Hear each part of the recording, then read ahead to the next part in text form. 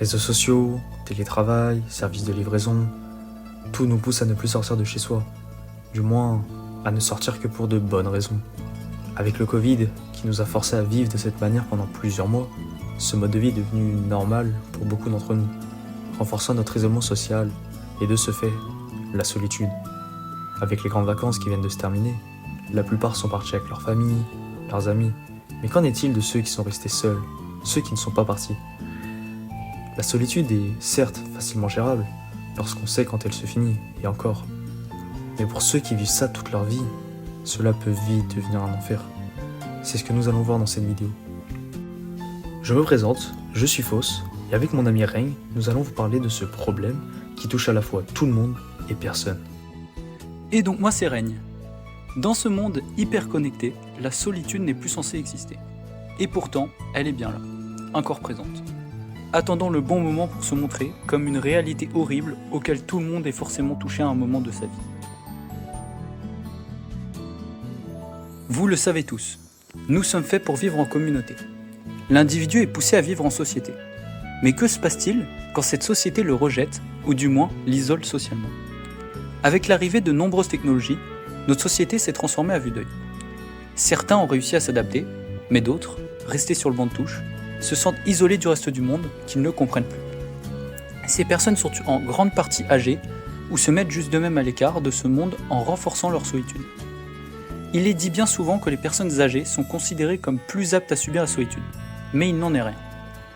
La solitude touche toutes les tranches d'âge. Il ne s'agit que d'un problème d'adaptabilité. En France, 44% des gens se disent seuls de temps en temps, 18% fréquemment. Chez les jeunes, c'est encore pire, avec près de 62% d'entre eux.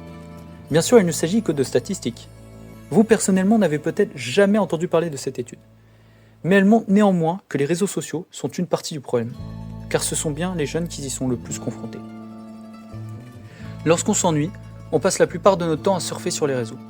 Ce nouveau système de communication, bien que utile à court terme, peut être dévastateur à long terme et renforcer un isolement. Les interactions y sont plus rapides, moins profondes et moins pertinentes. On like, on laisse parfois un commentaire et on scrolle. On se sent lié au reste du monde, on ne veut pas rater les dernières tendances, mais on oublie les vraies relations. Ce problème, il a un nom, l'hypersocialisation. La solitude n'est cependant pas forcément liée à un manque d'amis réels, ni de rejet drastique de la société. Bien sûr, nous continuons à vivre, à se faire des amis. Alors pourquoi ce sentiment peut parfois persister?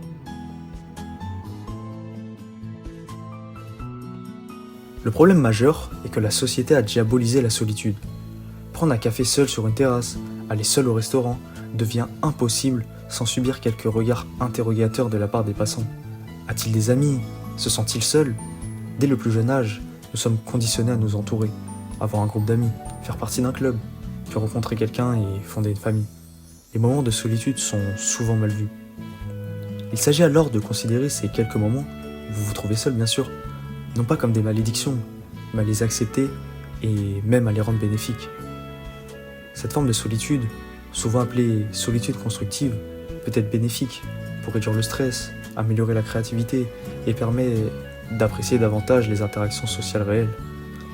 Bien sûr, je ne vous demande pas de méditer pendant des heures, même si cela reste aussi très bénéfique, mais simplement de ne pas remplir vos quelques moments de solitude par des distractions digitales.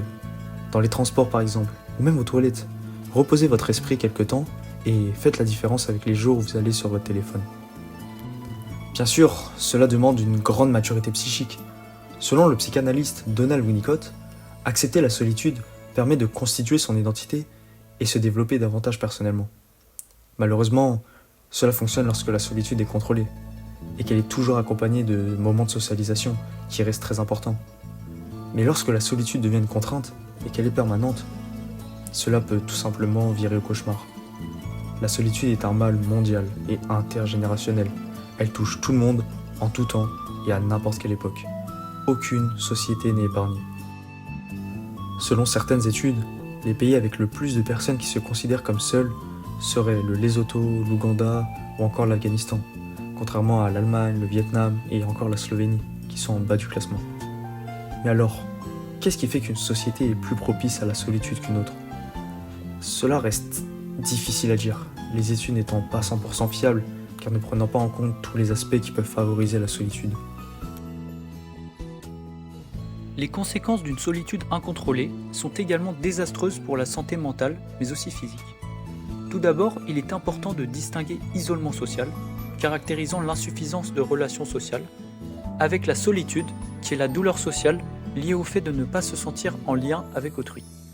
Un manque de lien social favorise des accidents vasculaires cérébraux, de l'anxiété, de la dépression, voire même pousser certains à commettre l'irréparable.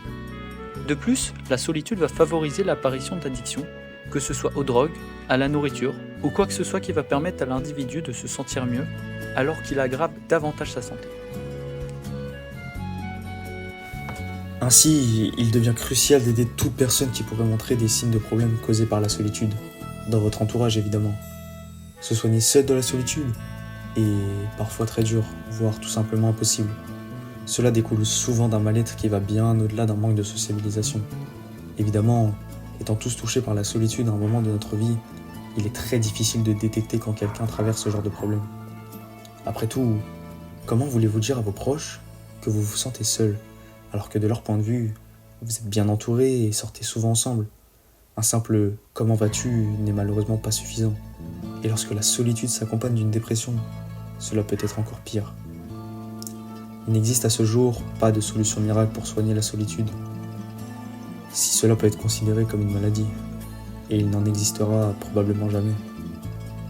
Ainsi, la solitude, bien que cruelle, est un passage presque obligé de la vie, que ce soit pour le développement personnel ou simplement le repos du cerveau aux distractions extérieures.